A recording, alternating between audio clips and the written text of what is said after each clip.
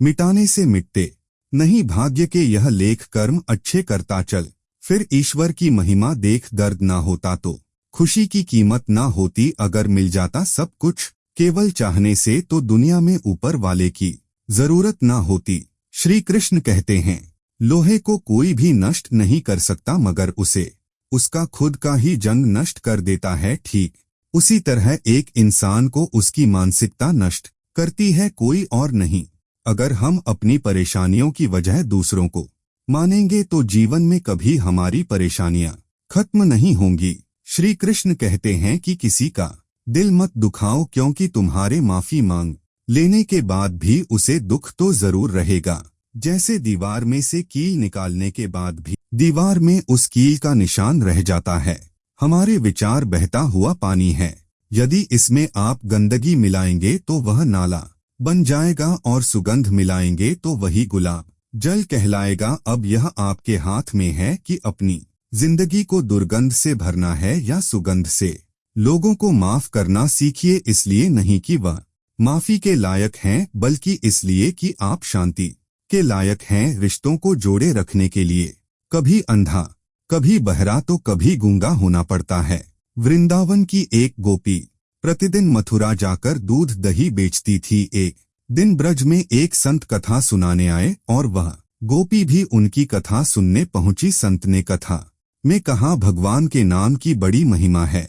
भगवान के नाम का जाप करने से बड़े संकट टल जाते हैं। भगवान का नाम तो भवसागर से पार लगाने वाला है। यदि तुम्हें भवसागर से पार होना है तो भगवान का नाम कभी मत छोड़ना। कथा समाप्त होने के बाद अगले दिन गोपी फिर से दूध बेचने के लिए मथुरा की ओर निकली। रास्ते में उसे यमुना नदी पार करनी पड़ती थी। जब वह यमुना के पास पहुंची तो उसे संत की बात याद आई। उसने सोचा, संत ने कहा था कि भगवान का नाम भवसागर से पार लगा सकता है, तो क्या भगवान का नाम मुझे इस साधारण सी नदी से पार नहीं लगा सकता?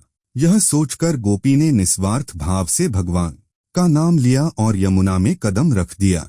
जैसे ही उसने यमुना में पैर रखा, उसे ऐसा महसूस हुआ मानो वह जमीन पर चल रही हो। बिना किसी कठिनाई के उसने पूरी यमुना पार कर ली। गोपी को बहुत प्रसन्नता हुई और उसने मन ही मन सोचा, संत ने तो बड़ा अच्छा तरीका बताया पार जाने का। अब रोज नाविक को पैसे भी नहीं देने पड़ेंगे। कुछ दिनों बाद गोपी ने सोचा कि संत ने उसका इतना भला किया है, तो उसे संत को अपने घर भोजन के लिए निमंत्रण देना चाहिए। अगले दिन जब वह मथुरा दूध बेचने गई तो संत से निवेदन किया, बाबा कृपया आप मेरे घर भोजन करने पधारे। संत ने उसका निमंत्रण स्वीकार कर लिया। जब गोपी और संत यमुना के किनारे पहुंचे तो संत ने नाविक को बुलाने के लिए कहा। गोपी ने संत से कहा, बाबा आप नाविक को क्यों बुला रहे हैं? हम ऐसे ही यमुना पार कर लेंगे। संत ने आश्चर्य से पूछा, कैसी बातें कर रही हो गोपी? बिना नाव के यमुना कैसे पार करेंगे? गोपी बोली, बाबा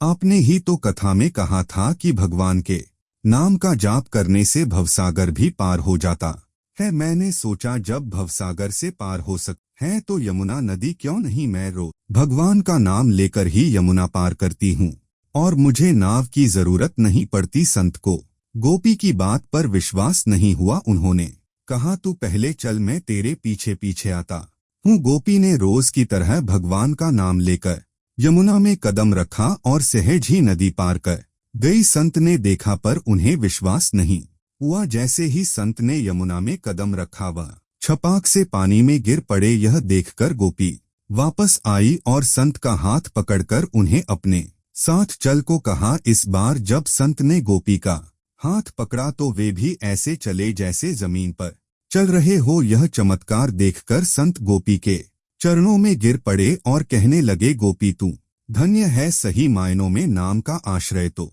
तुमने लिया है। मैं जिसने नाम की महिमा बताई, खुद उसका सच्चा आश्रय नहीं ले पाया। संत ने गोपी से सच्चा नाम स्मरण सीख लिया और फिर भगवान के नाम की महिमा को समझकर उसका का सही अर्थ में पालन करने लगे। तो दोस्तों, यह था आज का अद्भुत रहस्य, जिसे समझकर आप अपने जीवन को नई दिशा दे सकते हैं। अगर आपने अभी तक हमारा चैनल सब्सक्राइब नहीं किया है तो कृपया सब्सक्राइब करें ताकि आप श्री कृष्ण की ऐसी ही प्रेरणादायक बातों को सुनते रहें। वीडियो को लाइक करें, अपने विचार कमेंट में बताएं और इसे अपने दोस्तों और परिवार के साथ शेयर करें।